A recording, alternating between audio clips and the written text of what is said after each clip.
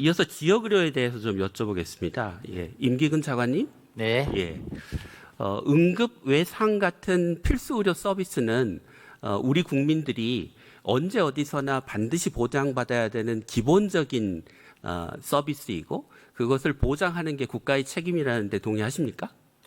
국가가 국민 건강을 보장하는 최우선적인 과제라고 생각합니다. 네, 그러시죠. 네. 그렇지만 현실은 전혀 그렇지 않습니다. 슬라이드 좀 보여주시겠습니까?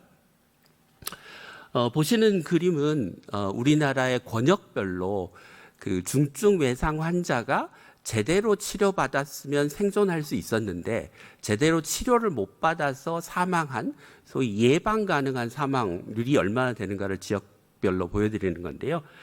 광주, 전남, 제주는 20%가 넘는 반면에 경기, 인천은 10%여서 지역 간 차이가 2배가 넘습니다. 그러니까 어디 사느냐에 따라서 어느 병원에 가느냐에 따라서 내가 죽고 살 확률이 2배나 차이가 난다는 거죠. 이게 용납할 수 있는 국가가 이 문제를 해결하기 위해서 노력해야 되지 않겠습니까? 시급히 해결한 최우선 과제 중에 중요한 과제라고 생각합니다. 네. 저렇게 사망률이 낮은 지역에는 좋은 외상센터가 있기 때문입니다. 예, 기재부는 외상센터가 국민들의 건강과 생명을 보장하기 위해서 꼭 필요한 그 제도라고 생각하십니까? 네. 네. 그런데 안타깝게도 2011년에 기획재정부는 외상센터가 경제성이 없다는 이유로 예타를 부결을 시킨 것도 혹시 알고 계십니까? 네. 예타 부결 내용까지는 제가 잘 파악하지 못하고 모르십니까? 있습니다. 예, 그 덕분에 지금 대규모 외상센터 6개를 지어야 하는 게 정답인데 실제로는 17개의 구멍가게 같은 외상센터가 만들어져서 저런 지역 간 격차를 보이게 됩니다. 경기 인천에는 아주대병원과 의정부 성모병원이 다행히 대규모 외상센터를 하고 있어서 사망률이 낮습니다.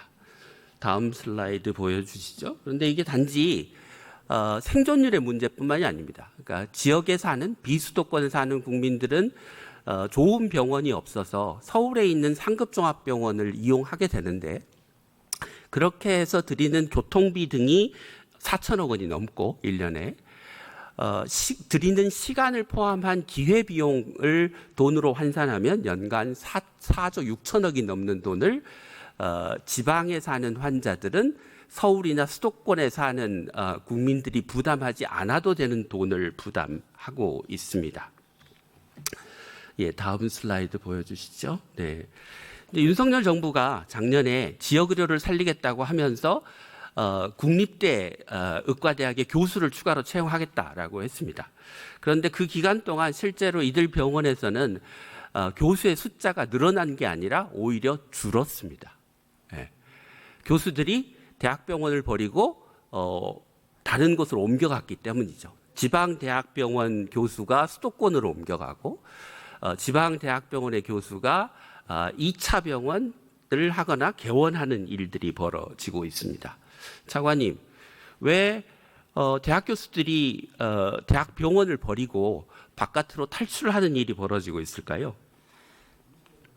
제 기본적으로는 사회적인 대우 그리고 근무 여건 이런 거하고 관련돼 있다고 생각합니다. 물론 그것도 관련이 있습니다. 그렇지만 많은 대학 교수들은 내가 대학에서 정말 환자를 위해서 필수적인 진료를 하고 학생들을 가르치고 연구하고 하는데 보람을 느끼고 있어서 월급이 적어도 대학병원에 남아서 계속 진료를 합니다.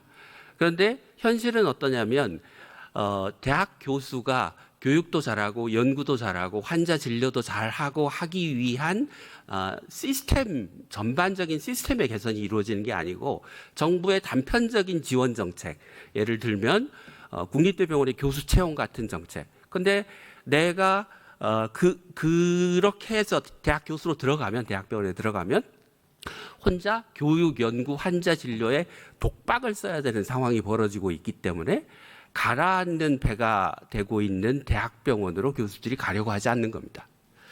이런 문제를 해결하려면 근본적인 대책이 필요합니다. 그래서 이제 작년에 보건복지부에서 지역 필수 의료 기금이라고 하는 것을 만들겠다라고 제안을 했습니다. 그 기금을 바탕으로 해서 지역의 의료 체계를 포괄적이고 체계적으로 개편하고 거기에 들어가는 돈을 안정적으로 만들겠다고 하는 게 지역 필수 의료 기금입니다. 기재부는 지역 필수 의료 기금을 이번 정부에 만들어서 지역 의료를 보강하고 국민들의 생명과 안전을 지키고 어디 살든지 국가가 똑같이 필수적인 의료를 보장하는 시스템을 만들겠다고 하는데 동의하십니까?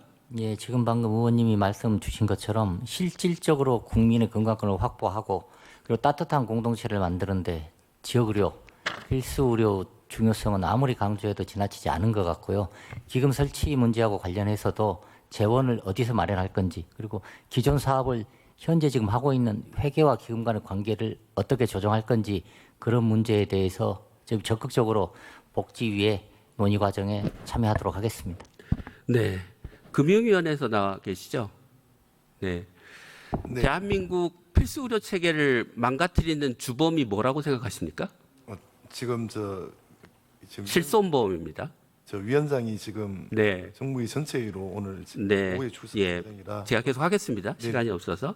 실손보험 때문에 건강보험 재정이 최대 11조가 낭비되고 있습니다. 실손보험 진료비가 아니고 그것 때문에 추가적으로 낭비되는 건강보험 진료비고요. 실손보험 비급여로 돈을 많이 버는 병원으로 대학 교수들이 빠져나가고 있습니다. 대학 교수 월급의 2배, 3배를 바깥에 나가면 벌 수 있는